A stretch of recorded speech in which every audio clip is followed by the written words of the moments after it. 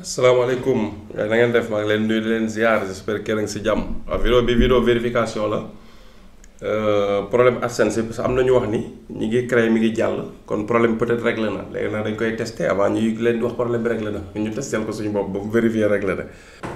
voilà léegi ñu ngi YouTube studio chaîne bi la ñu ko bëgg a jaare pour vérifier léegi lu ñuy def dañuy cliquer fii modifier association parce que am na AdSense bu ñu ko monétiser woon mais email bi mu connecté amul AdSense su jéem fi créé AdSense xool ñu def suivant léegi dugal suñu mot de passe pour validation sécurité mu demande ñu code authentificateur Google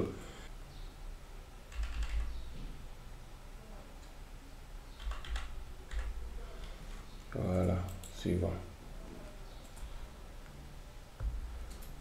voilà léegi continuer confirmer sooy feeñ voilà léegi territoire lañu def Sénégal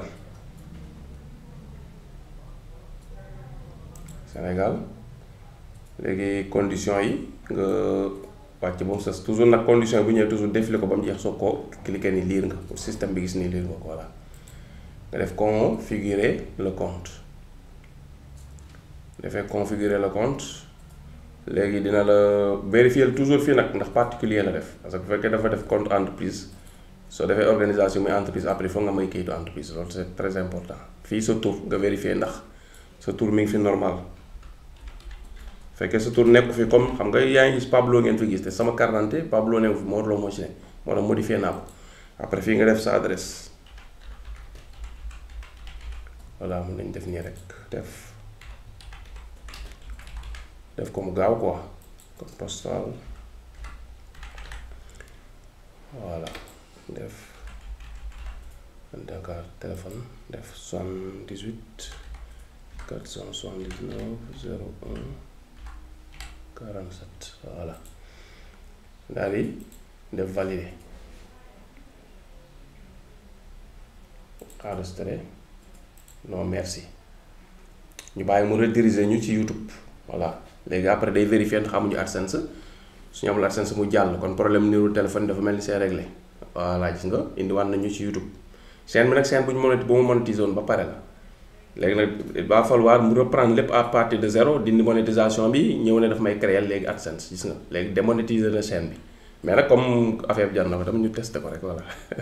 comme gis nañ demandé nañ AdSense jàll na sans mu laaj ñu numéro kon numéro bi AdSense imposé woon ci AdSense bi léegi AdSense dindi woon nañ ko waaw te loolu yaakaar naa xibaar bu neex la voilà ci ñu bëggoon am AdSense mu am jafe-jafe kon ñu comprendre ñëpp mën nañ créer léegi seen compte AdSense comme defaat nañ ko ni meloon bu njëkk ba nii la meloon da nga doon dugg dem après ñëwaat mu jeex léegi nag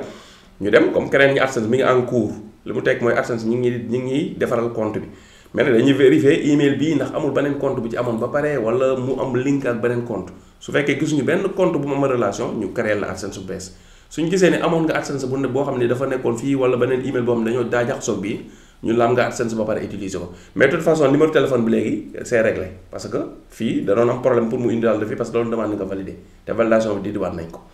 léegi lu ñu def léegi ñu dem AdSense connecté AdSense voilà bu ñu ñëwee connecté AdSense gis nga mi ngi ni en cours création la nekk voilà comme mi ngi en cours création kon mun nañ patienter loolu c'est très important ñu bàyyi ko xel voilà léegi de toute façon dañuy xaar mu jàll bu ñu xaaree mu jàll après dinañ ñëwaat defaat benn vidéo woon leen di jàll na voilà lii pour l'instant fiscalité yi mën nga ko defaale benn yoon mais nag comme vidéo bi lu tax ko jóg information fiscalité remplir fiscalité toujours day demander double validation voilà nga valider waat ak mot de passe bi voilà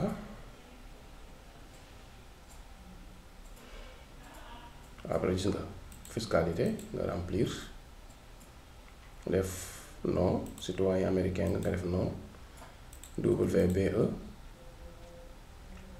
lii dañ koy defaale rek pour mu jël AdSense bi au sérieux pour mun ko accepter facilement mais li ci am solo mooy numéro téléphone bi ñu doon wane ni am ñu waxoon daam ñu ma wax ni def nañ AdSense bu jàll sans mu laaj leen numéro loolu laa doon vérifier parce que pour ma wax leen ni dañ il fallait ma vérifier ko sama bopp ba pare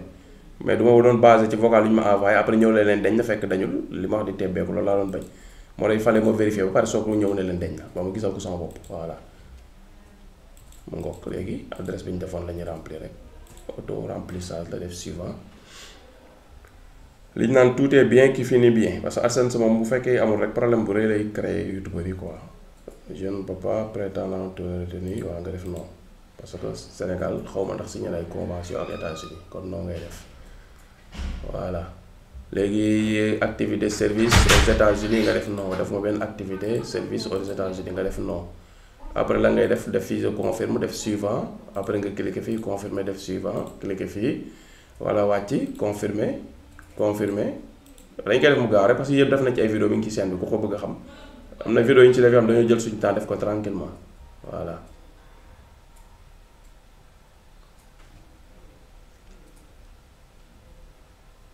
voilà mu ngoog fiscalité bi gis ngeen remplir nañ ko jàll voilà léegi mën nañ ignorer kon